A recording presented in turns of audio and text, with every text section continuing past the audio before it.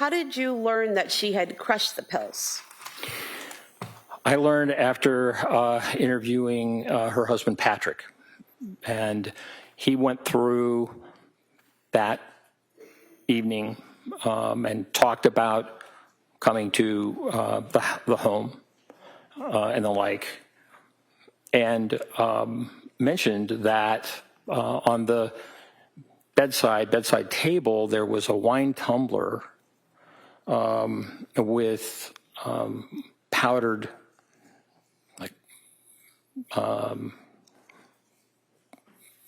medication, crushed up medication, that there was still some in the wine tumbler.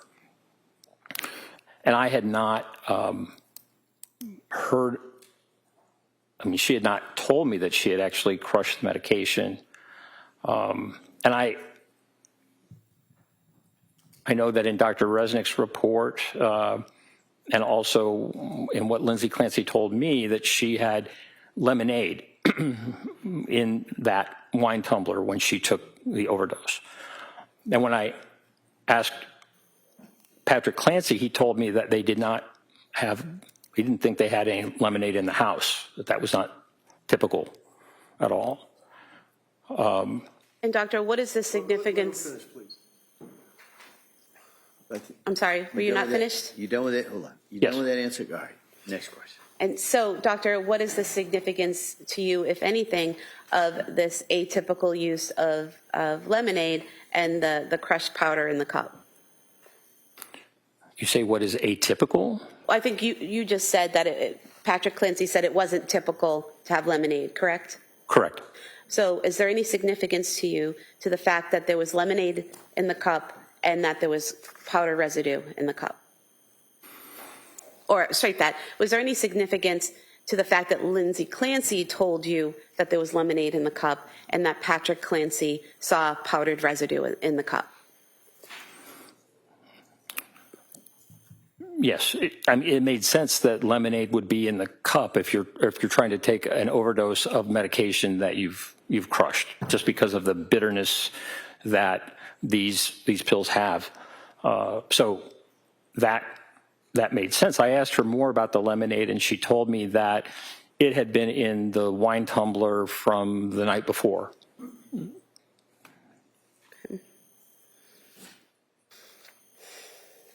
And in terms of the decision-making process, like what types of decisions is she making? Are you referring to, what to take and how to take it and when to take it and when to cut herself, those types of decisions? Well,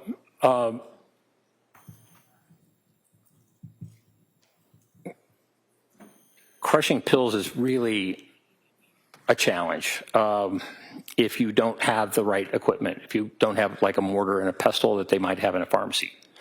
And so what I wondered about was that process of crushing the pills to the point that they were powder in order then to put them in lemonade and then drink them. And so that is, to crush pills, significant number of pills into fine powder is not an easy thing to do, particularly if you don't have the right equipment. It's just kind of a laborious process. And she also did not, it was Patrick Clancy who told me about the door being locked. And she told me she did not recall locking the door. And in terms of Ms. Clancy's ability to execute the strangulation of her children, is there anything about how she did it, what she did, that stood out to you in your evaluation? Yes. And what is that?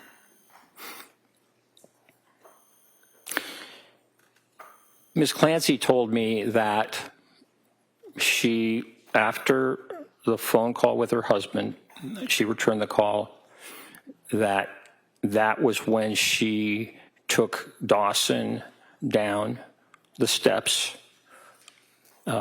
into her husband's office to strangle him. And I asked Ms. Clancy about what she remembered about what she said to Dawson to get him to go down the steps and leave, his sister and brother upstairs. And was there resistance, verbalization, et cetera, crying? And she said she could not recall that. She could only recall bringing him down the steps and then strangling him. And then she repeated that. The next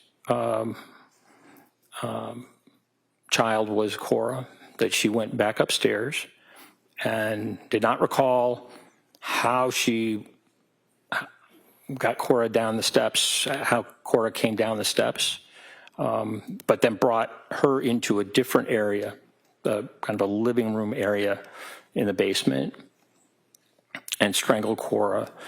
And then lastly, that she went up to get Callan. And I asked her, I said, where was Callan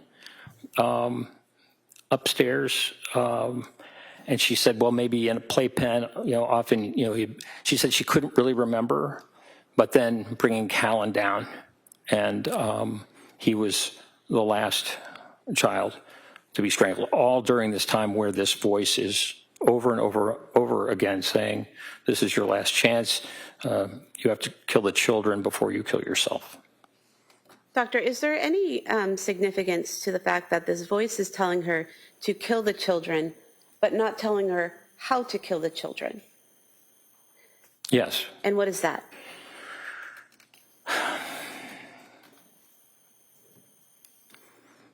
Just like adults, children have a will to survive, strong will to survive. I think it's just part of being human.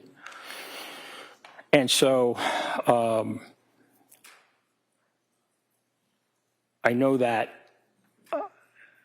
Dr. Resnick described Ms. Clancy as acting as if she were a puppet, but the children are not puppets. And just in looking at the Cape Codder video where Ms. Clancy is holding Callan and Dawson and Cora are there, I mean, they both are active. They can walk, they can run. And so